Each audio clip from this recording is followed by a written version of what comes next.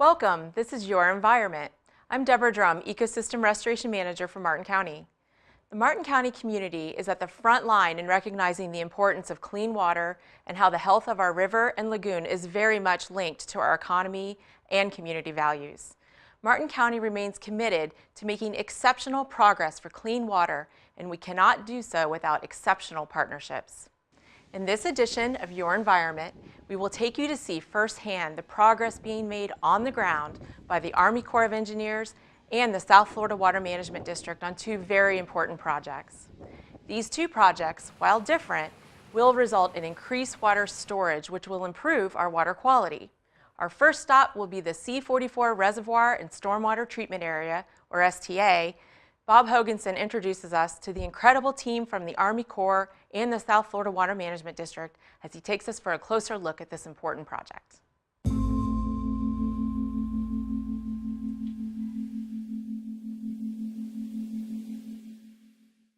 This dry, dusty piece of land behind me may not look like much now, but when the C44 project is completed, cleaner water will be heading into Martin County waterways, and that's good for everybody.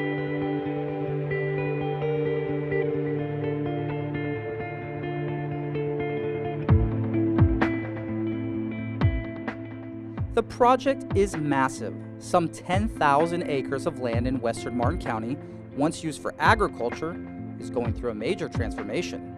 This is actually the pump station site, and so what you're looking at in this direction is the intake canal. From the top of the 3-story main pump station, Jennifer Gent watches progress of the state's largest environmental construction project ever.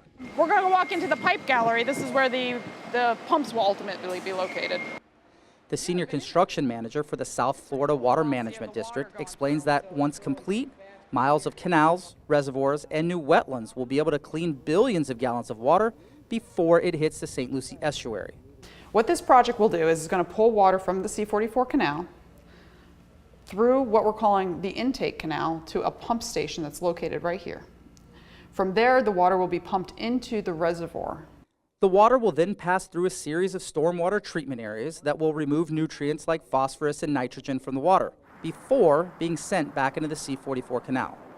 The stormwater treatment area is a series of cells that operate by growing vegetation that will utilize the nutrients in the water to grow, and therefore reducing those nutrients inside the water. The C44 Canal runs east from Lake Okeechobee directly into the St. Lucie River. The river is part of the St. Lucie Estuary, which is one of the most biodiverse areas in the entire country. More than 4,000 species of plants and animals call it home. It also drives the area's economy to the tune of $730 million a year. Conditions for wildlife to flourish are prime. The perfect mix of salt water from the ocean and fresh water from the rivers and canals is just right. However, when the balance gets thrown off, usually from extreme rain, too much fresh water can get in the estuary, and that can cause all kinds of problems. In recent years, black water and blue-green algae have made headlines, legislators making stops to see the issues firsthand. Many ideas have been proposed to help hold the fresh water back, but this project is the first that is operational. In terms of projects, the CERT projects, that impact the river, that help the river, it's the biggest and certainly the one that's closest to bringing relief. Kevin Powers is the former vice chair of the South Florida Water Management District's governing board. Growing up in Martin County, he knows all too well the estuary's issues. And I think that's Mother Nature's way of letting us know she's had enough. He says that this project is special in the way that local, state, and federal agencies partner together, recognizing Martin County voters passing a referendum generating the $27 million needed to purchase the land. Which was key. It's part of what helped this project get an early head start. Will be the largest. At the groundbreaking of the project's pump station and reservoir in November of 2015, the commander of the U.S. Army Corps of Engineers Jacksonville District also commended the many agencies working together for clean water. And these efforts are made possible through the dedication and collaboration of federal, state, local agencies, and the citizens that are out today and all over the state that have supported this effort. When water levels get high in Lake Okeechobee, the pressure on the dike has to be relieved. So water is released into various canals, the biggest being the C44.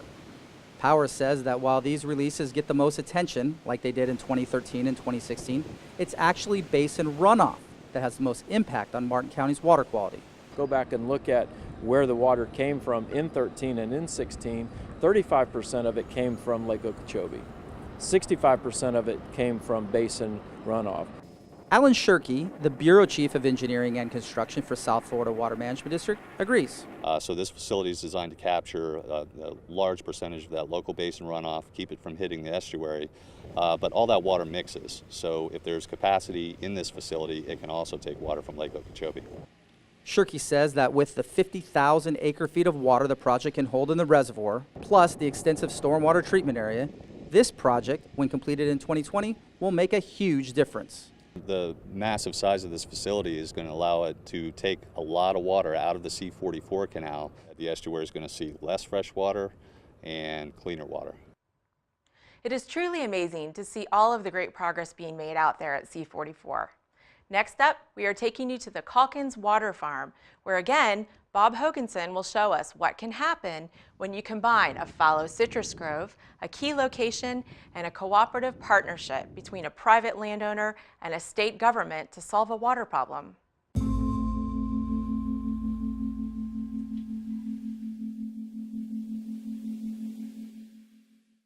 That's about 3.5 miles to that tree line.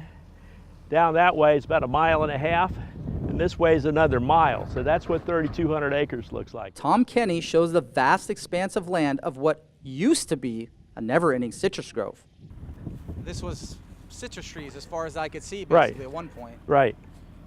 And they were very productive citrus trees, and we really didn't want to be out of the citrus business, but God had different plans. Owned by the Calkins family from Denver, it had a great run of orange production for over 50 years.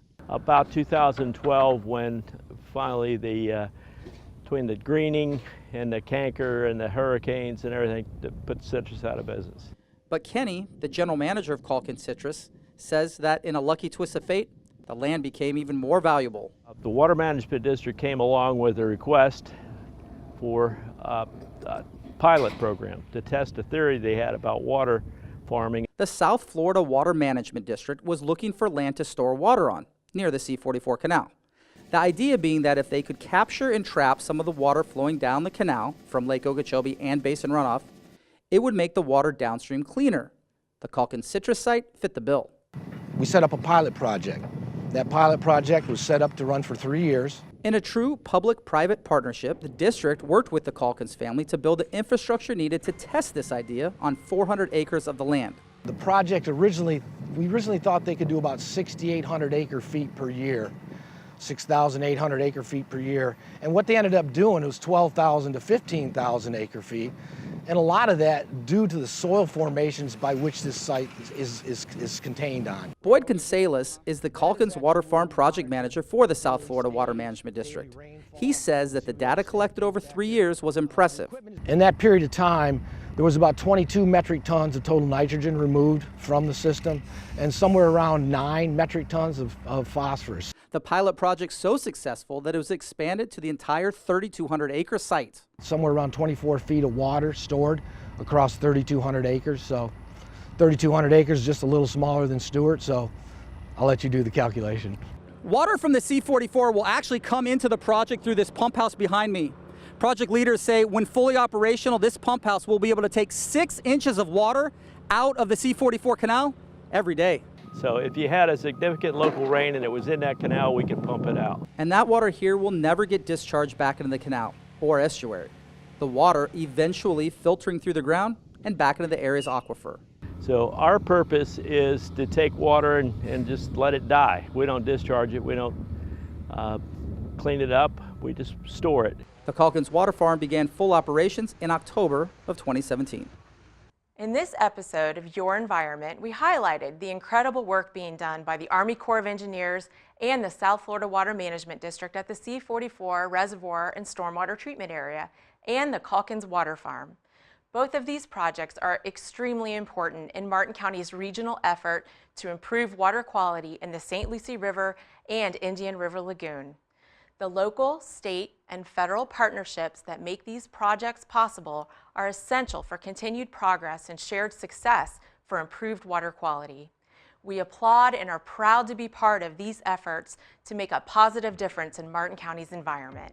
If you are seeking additional information, please contact us at www.martin.fl.us. I'm Deborah Drum. Thanks for watching.